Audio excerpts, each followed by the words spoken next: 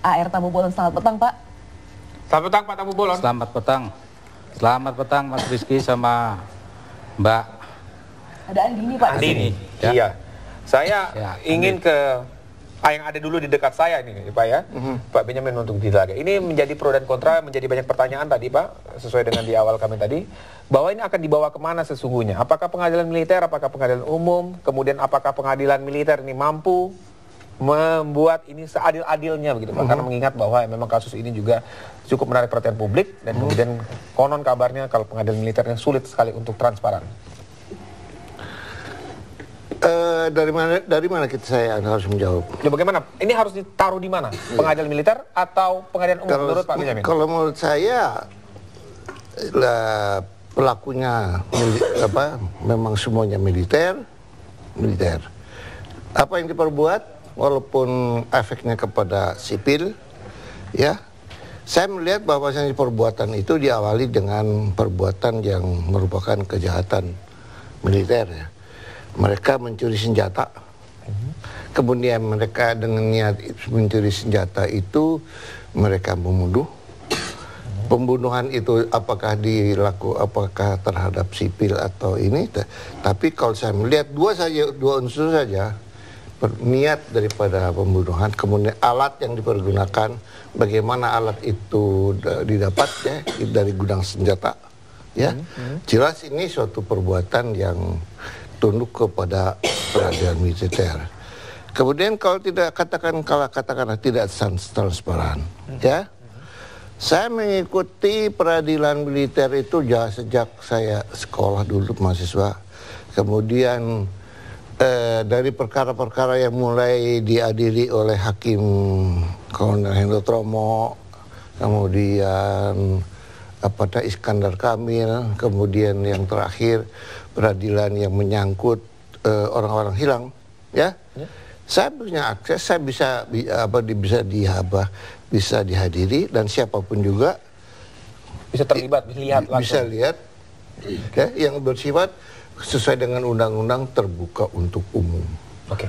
Dan kita tahu bahwasanya suatu peradilan yang mulai persidangan sampai dengan putusan diucapkan kalau tidak terbuka untuk umum itu tentunya tidak sah. Oke, baik, sampai di situ dulu Pak Benyamin. Bagaimana ini tanggapan dari Mas Usman Hamid selaku aktivis HAM kalau melihat ternyata memang pelanggarannya ini dimulai dari niatnya dulu dan kemudian mencuri senjata, jadi sehingga ini menurut Pak Benyamin adalah memang layak untuk pengadilan militer. Gimana Mas Usman?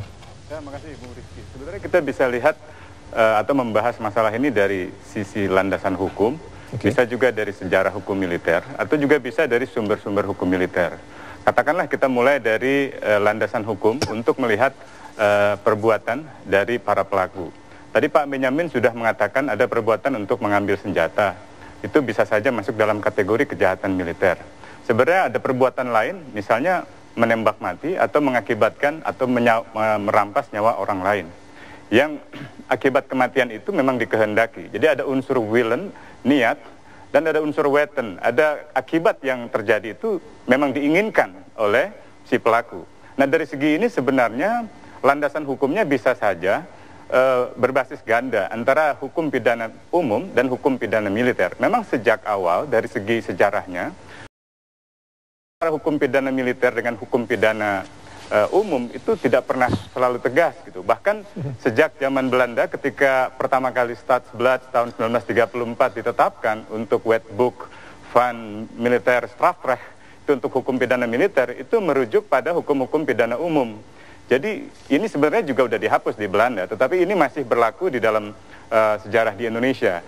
Pada awalnya kalau kita merujuk pada Departemen Pertahanan tahun 40-an, 50-an sampai 70-an yang dikaji oleh Brigjen Sugiri, di situ dikatakan bahwa prinsip hukum pidana atau hukum pidana militer yang diberlakukan itu memang ditujukan untuk menjaga integritas militer, untuk membangun disiplin yang kuat, dan untuk memastikan bahwa militer selalu siap tempur tanpa ada kelengahan atau tanpa ada kesalahan atau apalagi penyimpangan-penyimpangan yang berdimensi kejahatan.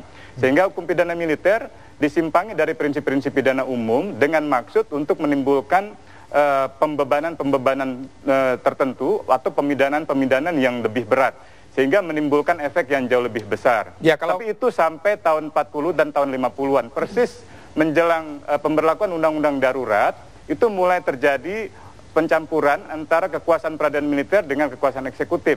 Sampai akhirnya tahun 60-an, itu juga mulai merambah lebih jauh lagi bahwa hakim-hakim itu pun ditetapkan oleh militer.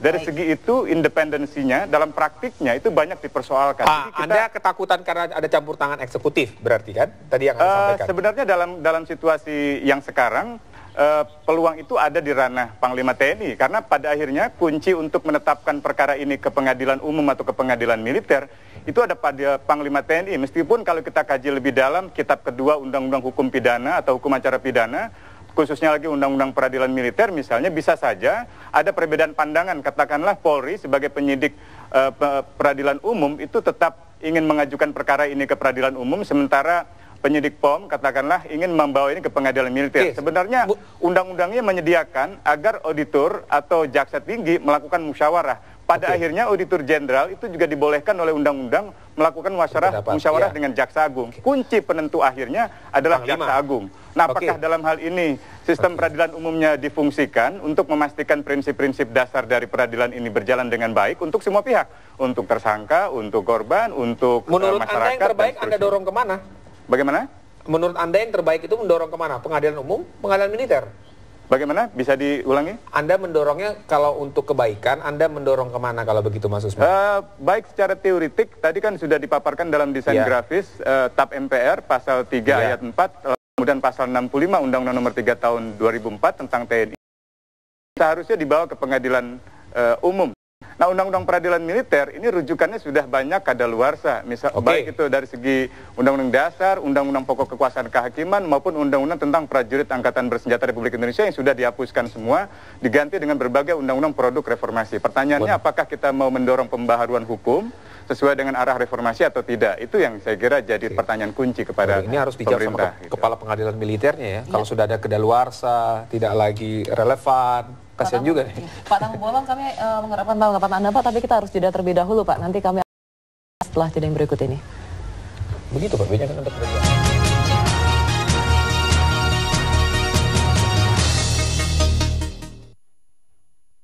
Saya Budi. Saya Rini. Saya suka makan seafood. Saya suka makan gorengan.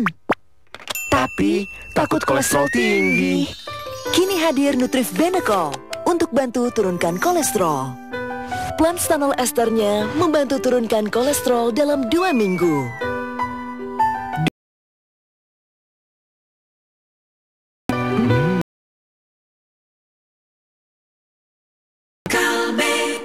Saya Bob Sadino, jadi pengusaha bukan karena pintar, tapi bejo aja. Saya bintang 7 masuk angin. Aromaterapinya langsung hangat, angin ningkat. Orang bejo minum bintang 7 masuk angin. Kuman menjadi lebih kuat. Karenanya kami ciptakan Lifebuoy Clinisil 10 dengan aktif Natural Seal. Baru Lifebuoy.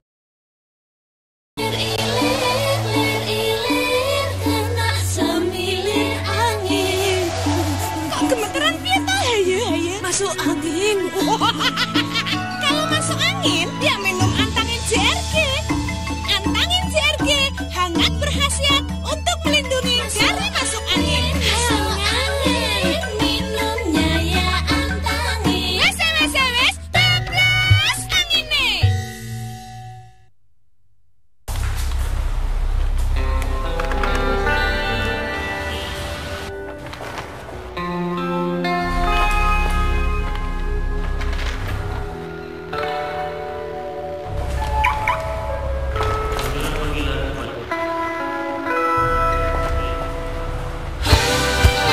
Nikmati lezatnya McChicken Burger ditambah kentang dan minum. Paket hemat bikin kenyang hanya di McDonald's. Pria on Klinik, keluarga harmonis. Tunggu apa lagi? Telepon 500 001. Oke? Hidup kita penuh masalah, namun bukan alasan untuk tidak bahagia. Sebaliknya, masalah sering membuka pintu baru meraih kebahagiaan. Yakinlah, solusi selalu ada. Ini saya sudah membuktikan. Pamol Forte dengan paracetamol 650, efektif redakan sakit kepala. Atasi masalah, raih kebahagiaan Anda. Itu Pamol Forte. Dipilih karena dipercaya untuk sakit kepala.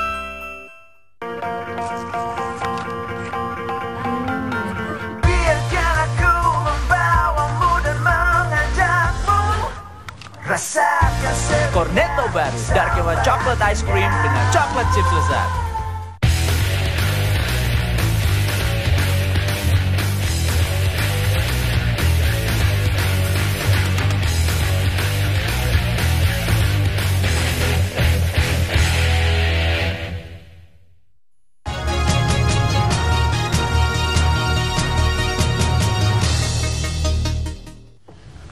Kita lanjutkan dialog ini pemirsa dan saya akan ke Pak Tambu Bolon. Pak Tambu Bolon, kalau tadi menurut Pak Benyamin ini... selamat sore.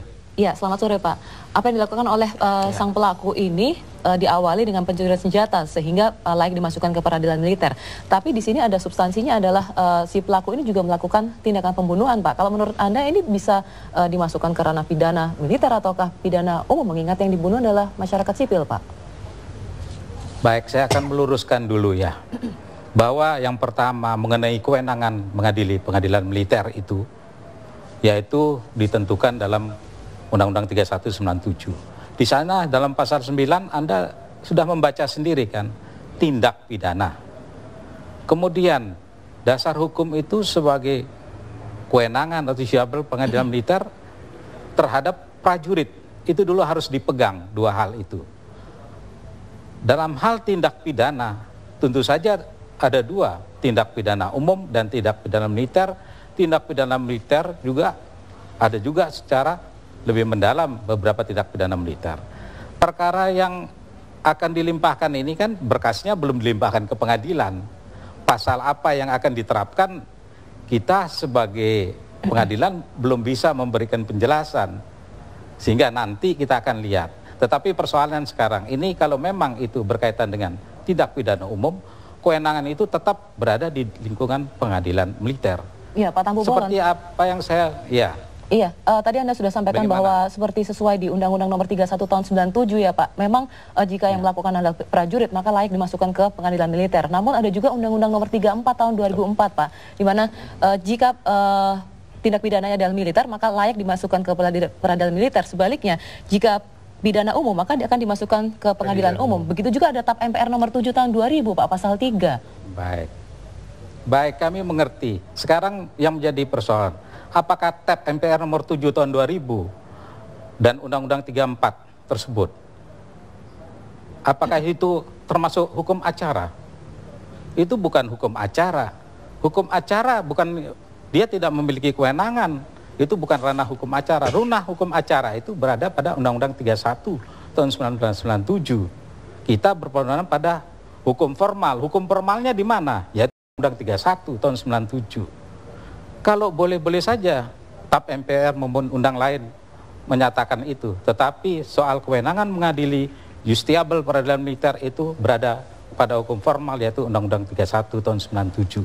Supaya itu yang dipahami. Itu yang paling penting sebagai pegangan kita. Ya, Pak, mohon sedikit dijelaskan ya Pak ya. Tapi kita mengenal ada hierarki peraturan perundang-undangan di Indonesia ya Pak ya. Ada setelah Undang-Undang Dasar 45, kemudian ada TAP MPR baru, kemudian masuk ke undang-undang Pak. Ini kan berarti kita tidak bisa meniadakan saja Pak TAP MPR nomor 7 tahun 2000 ini. Yang menjadi persoalan di sini, TAP MPR itu kan hukum acara, walaupun dia memiliki hierarki yang mungkin lebih tinggi. Pedoman hakim yaitu hukum acara seperti KUHAP. Itu yang jadi pedoman. Ya kita di lingkungan peradilan militer, pedoman kita hukum acara yaitu Undang-Undang 31 tahun 97. Jadi jangan disalah tafsirkan di sini. Kenapa kita harus tunduk kepada TAP MPR atau undang-undang lain? Baik. Itulah yang perlu. Ya, Mas Usman. Kalau kita lihat Mas Usman, cebongan ini kan cukup mengagetkan ketika akhirnya dari tim investigasi dari TNI sendiri mengatakan bahwa memang Ini dilakukan oleh 11 oknum anggota Kopassus. Kemudian jelas ini adalah pasukan khusus, kemudian oknum-oknum ini melakukan tindakan penyerangan. Kemudian kalau Anda katakan tadi ini peradilan militer itu juga melihat dari pidana umum, kemudian harus diperdebatkan, harus di peradilan umum gitu. Ya, karena memang di dalam perundang-undangnya kan ada pertentangan. Dan di dalam praktiknya beberapa kali peradilan militer tidak memberikan keadilan. Misalnya dalam kasus yang pasca reformasi lah, mungkin nggak usah jauh-jauh, saya pernah menjadi bagian dari tim penyelidik dan penyidik untuk POM ABRI, untuk penembakan mahasiswa di Trisakti, bergabung dengan polisi, kemudian polisi militer, dan juga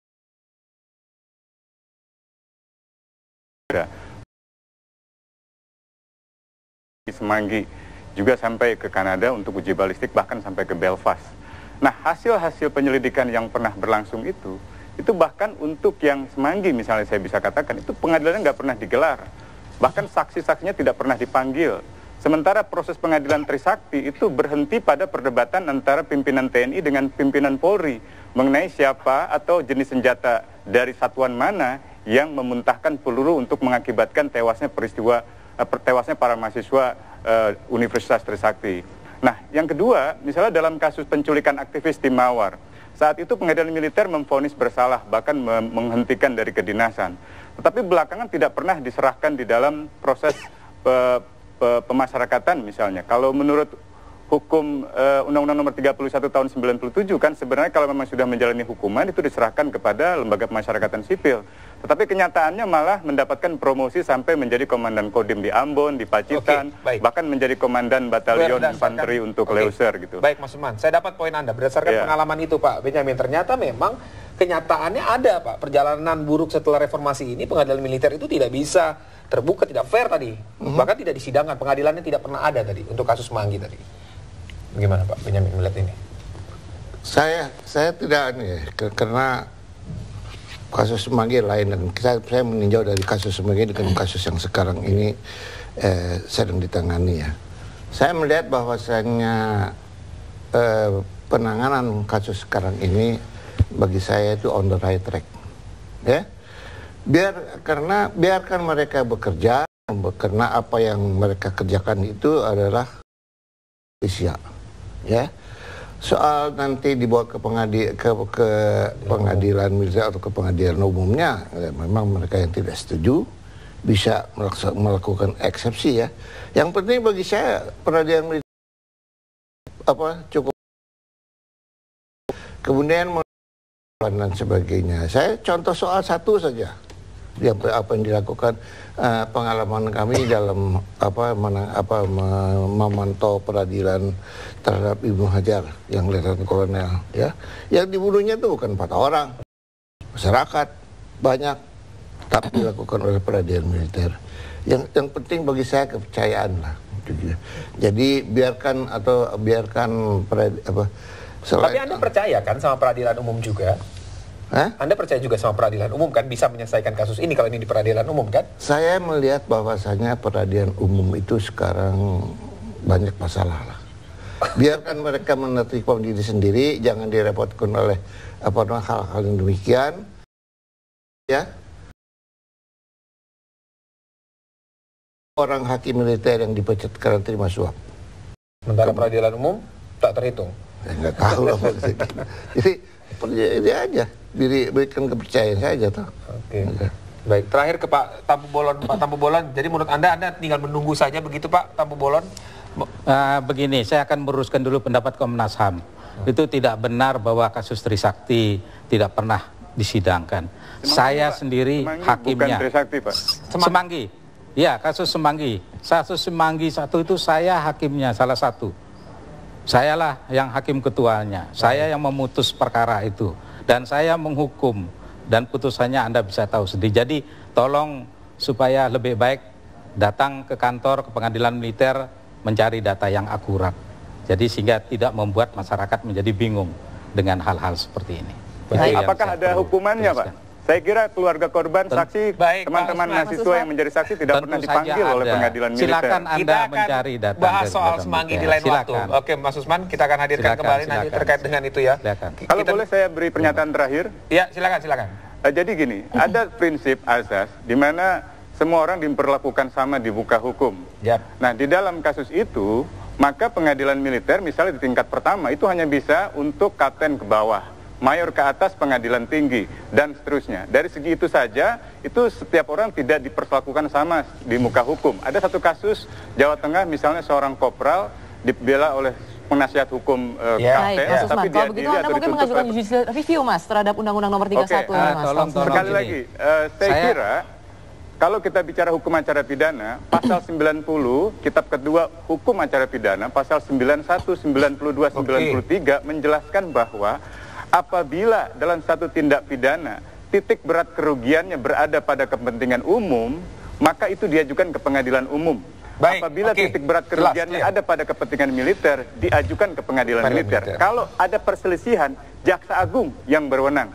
Jaksa Agung R. Suprapto tahun 50 sampai 59 pernah diberi pangkat jenderal, letnan jenderal untuk mengadili perkara yang memeriksa seorang tentara misalnya. Ini juga saya kira satu tantangan buat kita untuk membangun kemandirian hukum, karena di dalam sistem peradilan di mana-mana kami sudah mendapatkan poin Anda. Militer itu bukan bagian dari sistem peradilan. Begitu. Terima kasih Mas Usman, kami sudah mendapatkan poin Anda. Terima kasih Pak Benyamin. Terima kasih waktunya. Terima kasih. Kami di Kabar Petang.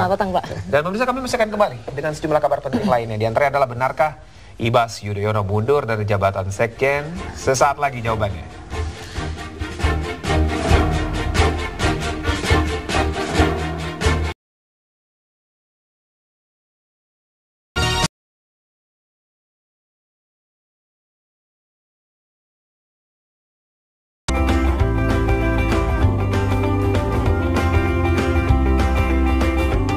Smartphone optimal, pakai Indosat Nurani.